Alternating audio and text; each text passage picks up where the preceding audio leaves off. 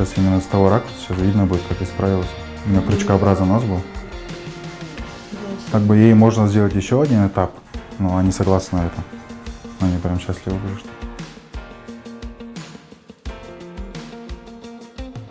И вот изменения ноздрей тоже видно, вот как они изменились. Ну, вообще, работая в частной клинике, такая операция стоит около $3000, и многие не могут позволить себе, нуждающиеся люди, то есть это очень большая сумма для них. Поэтому у меня давно было это намерение, то есть таких пациентов оперировать вообще бесплатно всю жизнь. И так как скоро священный месяц Рамадан, я решил сделать как бы благотворительную операцию для таких людей. И как бы была моя инициатива, я посоветовался со своими коллегами старшими. Далее мы это сказали нашему руководству, руководство как бы все это одобрило.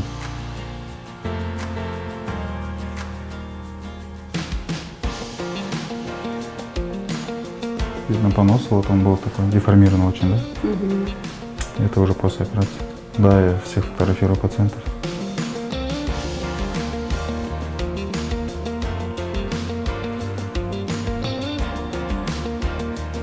Все согласились сразу же, не было ни одного человека, кто там задумался или там сказал, на что будем жить, как зарплата.